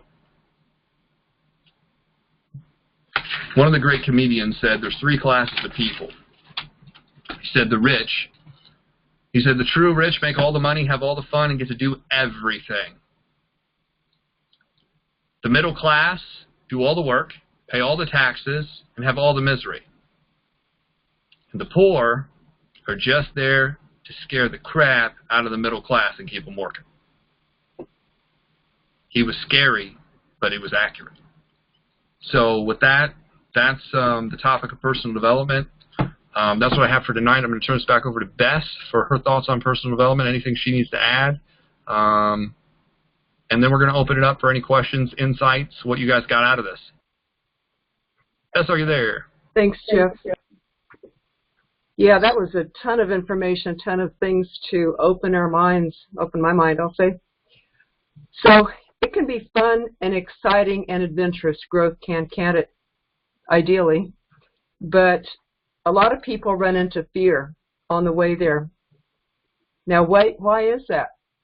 As the shrink of MLM, as I've been tagged, this is kind of my specialty area, this number 3, the personal growth and development and the mindset. So I've spent 30 years researching this and compiling why people get afraid of change. What could stop us? Not accepting ourselves and low self-esteem. We run into this because when we were young, we heard a lot, you can't do that, you don't want that, you don't feel like that, you don't deserve that, you're selfish to want more. Think about what that might have done to each of us if you heard that, if we heard that as a child. One example, a friend wrote a book called Inner Guidance, Ann Archer Butcher, and she tells a story in that, in a dream, and she asked for a dream to learn more about her inner guidance, and she met with a master who said, well, Anne came to this dream with a coworker who was kind of self-effacing, and the master said to the coworker, like a genie would, what do you wish? What do you want? And her coworker friend was, remember, real self-effacing and everything, and her coworker friend said, oh, I want nothing, like that's virtuous or something like that. And the master said to him, so it shall be. The master turned to Anne and asked her what she wanted. She said, well, family and, financial security and all these good things. And he said, what else? What else? What else? And he led her through about 12 different sections of this until it became, higher aspirations and everything, and spiritual aspirations too. At the end of that, he looked at her and he said, so it shall be. And my lesson from that is that we need to ask. Some of us ask that way, but some of us ask life by setting goals. But we can't do that if we feel that we don't deserve it. We don't even ask. So I hope that you can contemplate this for a minute, because I sure have. And remember to ask life by setting goals. Remember to realize that you deserve it. And if you think you don't, you'll get exactly what you ask for, nothing. Or what you aim for, nothing. And you'll get that. You get what you ask for. Number one is we must be willing to ask. Number 2, for personal growth, we must be willing to work for it. And remember that our goals and our personal growth could be anything: financial, physical, emotional, mental, relationship, social, all of that. Good careers that we love, happiness, and purpose in our life, joy in our life, spiritual. But we must be willing to work for it. Number 3, we must be willing to learn from mistakes instead of letting them discourage us and chase us away. So a successful person learns from mistakes, expects and accepts that this is part of life and part of learning. This takes a strong and secure person to do this, to be comfortable making mistakes and learning from them. Robert Kiyosaki says, if I learn the most from mistakes, let me make a lot of them. Robert Schuller says, what would you do if you know you couldn't fail? What would you attempt if you knew that you couldn't fail? I feel happy when I know that there's room for mistakes, there's room for learning, and that's expected. This world is a school, this life is a school, and that's expected of us, and it's okay. And that's why they don't set me back too much, because I know that's part of the learning process, and it's expected of me to make mistakes and to learn from them. Okay, well, let me change that and let me learn. Therefore, I will attempt more than if I'm afraid of making mistakes or worried about failure. or if I let the first failure or mistake knock me out of the game. I think the biggest enemy of network marketers is disappointment and discouragement. And so that's why you need to arm your new recruits with the expectation that they are going to run into naysayers a whole lot less, or maybe none if they use Jeff's favor script. But there's going to be people say, what are you into? You know, what did you get into? Relatives, well-meaning relatives that say, you got into one of those things? Oh, you know, that was a dumb thing. You know, I know people that lost a lot of money on that, so immediately the person can disappear and you'll never know why. So you need to make them immune to the naysayers and expect that they will come, expect that there will be people who put them down or say no to them, and that's all going to be expected. Or that they goof up, they forget the first core of the 10 core on a recorded video training. That's my right brain part comes in sometimes. But it's okay. You know, we recover, we learn. It's okay. I actually have 2 quizzes that I've drawn up over the many years that I have been a bottom line therapist. And looking at network marketing, I created 2 quizzes, which I'd like to run by you real quick. You might want to grab your pen and paper or have it handy right now if you don't already. Because maybe one of these will give you an insight into yourself. I've developed the top 10 mental blocks to success and the top 10 mental blocks to sales. Both apply to network marketing, of course. So I'll just run these by you real quick, if that sounds good, Jeff. And see which ones resonate with you. Make a little note by that, or a little note, because a chain is only as strong as its weakest link. So if I can help you expose a weak link right now in your beliefs about success or in your beliefs about sales, good, because then I'll show you how to turn that around in a minute. But here's the top 10 mental blocks to success. Only write it down if this resonates with you. Then we'll look at that and work on that. Number 1, we believe success is not possible. Oh, it's a pipe dream. Don't bother. It's too hard for me to reach. It's not possible. Or number 2, actually, we think it's too hard. I don't want to pay the price to do all that work or wait that long. Number 3, we can't figure out how to do it or where to start. We think, I have to know how first before I begin. Number 4, we're not receptive to help. We're not very coachable. We don't trust other people to give us advice. Kind of scared to accept help. Number 5, we're not ready for the change success would bring.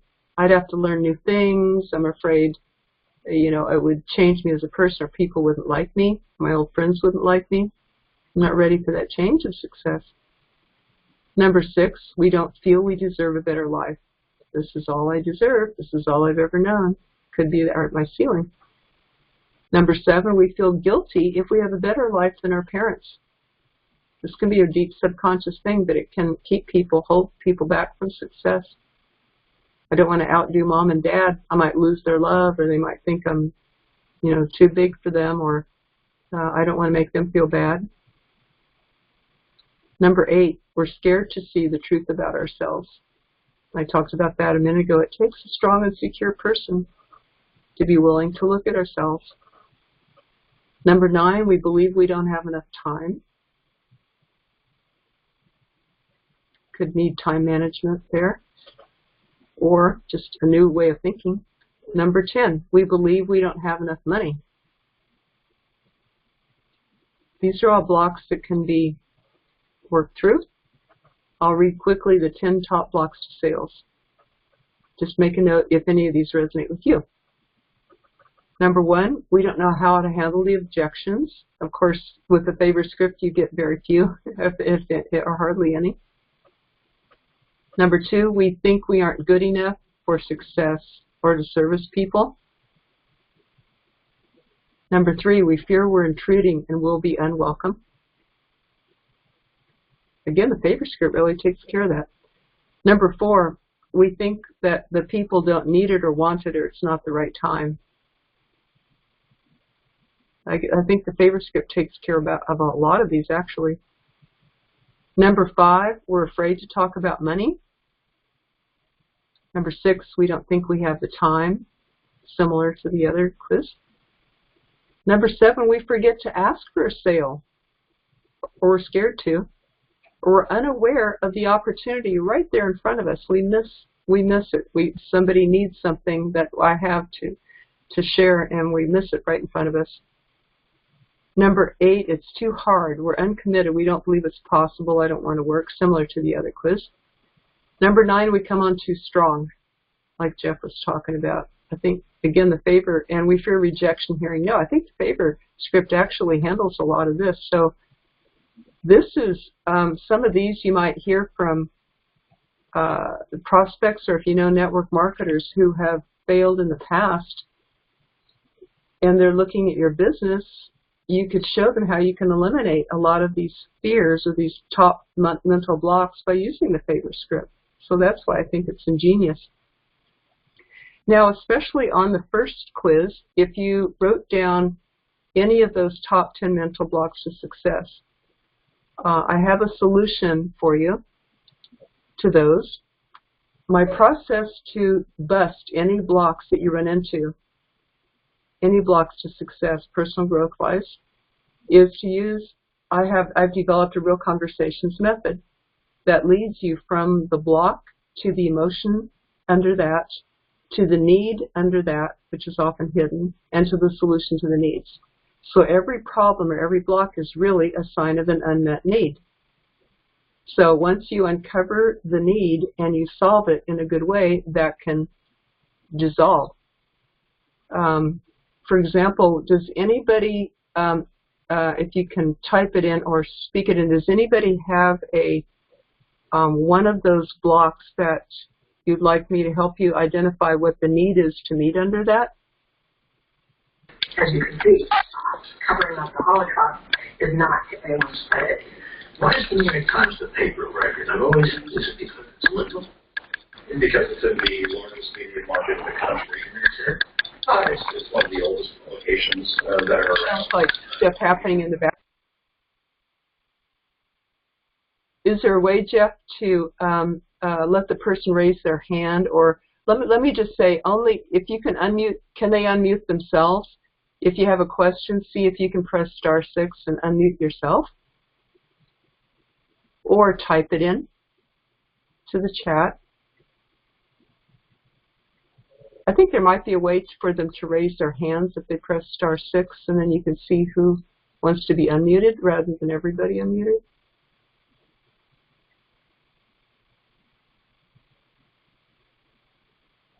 If anybody on the chat box here wants to type in a question.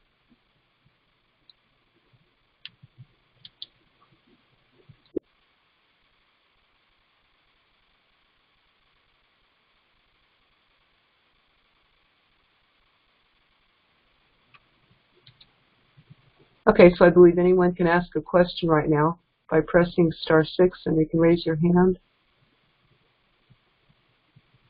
Adrian? Did you have a question? Yeah, the one about it's too hard, because right. It's like all of these things, you know, the following up, the rejection. I mean, I have a cold right now, so I sound a little fraudulent. But anyway, the one that I think vibrates with me is it's too hard because of all of the different steps, putting them together. But I'm listening to Jeff go over the script. When I hear the script, it sounds really good. But then when I get on my own, and then I think it's too hard to follow up with the people and whatever. So it's too hard one, in other words. That's the one that I grapple with.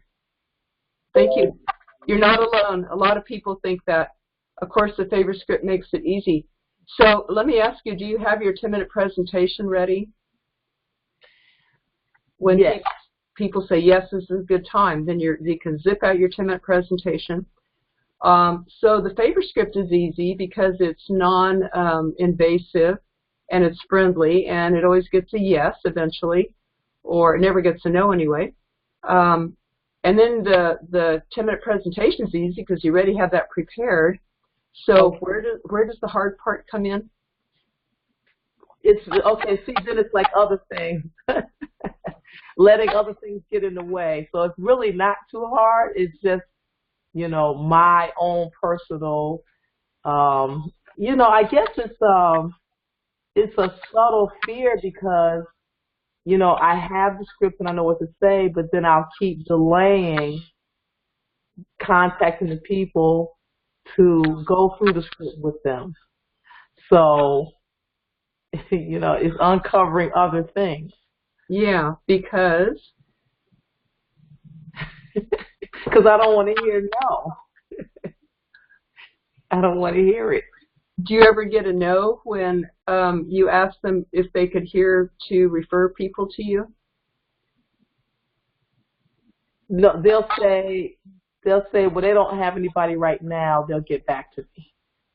Okay, so that's wonderful. That was a success because the whole goal was really for you to do your presentation. We're not going to tell them that, but the whole goal is that you tell your story. Eric Worre says that whoever tells their story the most wins. And Jeff says whoever presents the most wins. Right. So it was a success. If you presented, you did it. That was success. You just keep going.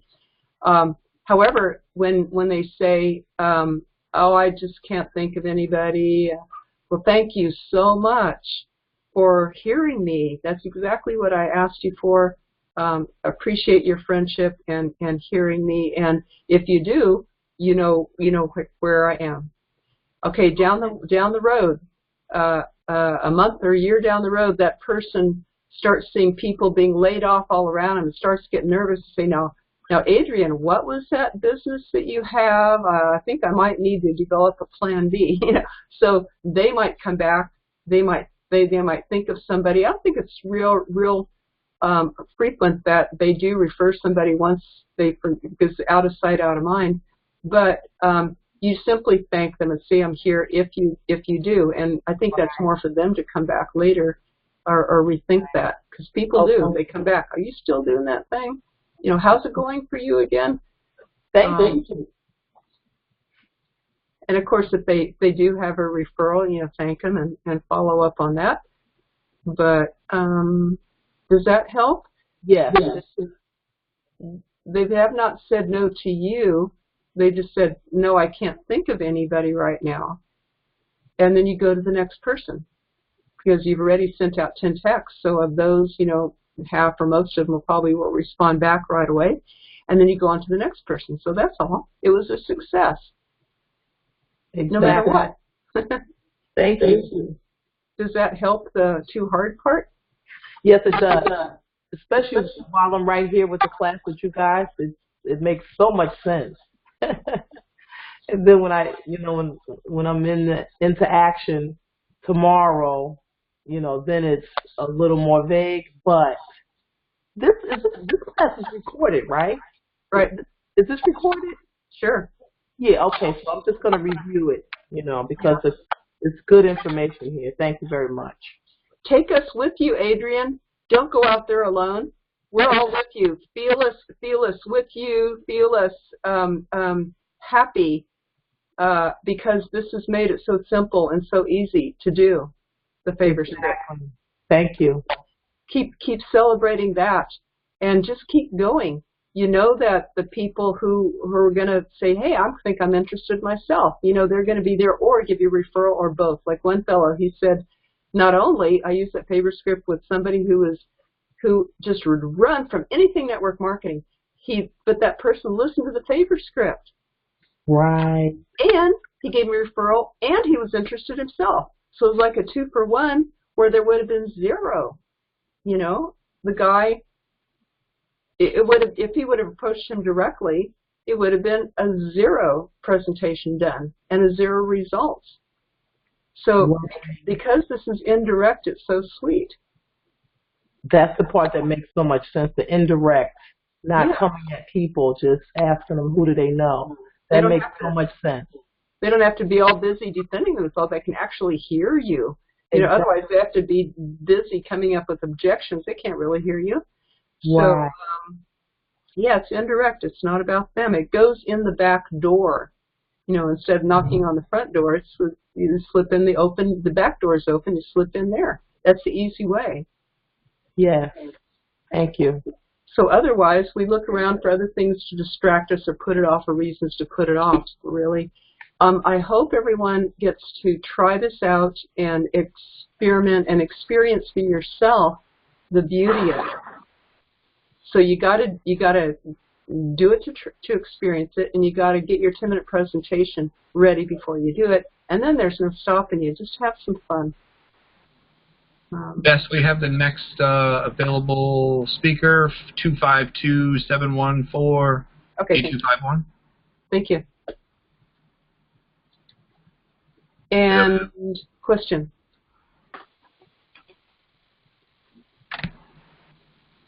Question from the 252 speaker. Area code 252-714.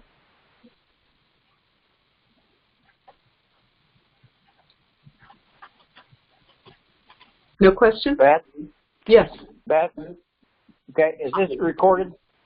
Yes, Larry. Okay. Well, the reason I'm asking is I'm getting really late. I need to be in bed an hour ago. Yes. Anyway, I'll start out each night like we do, and then I'll listen to the recording again. So. Okay. And I've just listened to it a couple times. All right. Thank you. They're always recorded, Larry. Yeah. Okay. Thank you. Okay. Well, I know it's past the time, Jeff. We can conclude. Unless there's another question. There is. Monica, I actually have to run. Thank you so much. Yeah. Okay, people need to go. Yeah, I have a lot more, but we know that, yeah, we want to respect your time.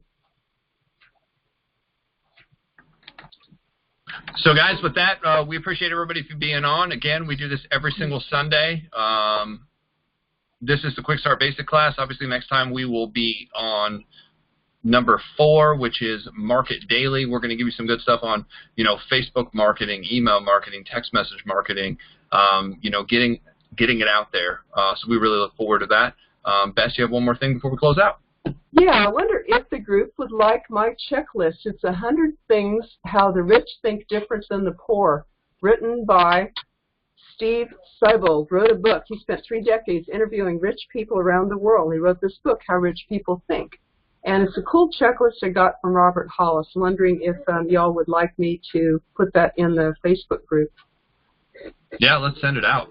It's real cool. Yeah, like the 99% people focus on saving, but the rich focus on earning. Most people believe that building wealth is a solitary effort, but the rich believe that it's a team effort, and so on. It's really cool differences. Awesome. Look forward to it. Guys, thank you so much for joining us. Hope you got a lot out of it. If you have any other questions, feel free to contact us directly. Thank you so much for staying a little bit after. And we will conclude this version of the Quick Start Basic class. Thanks, Rich. Appreciate it. Talk to you guys soon.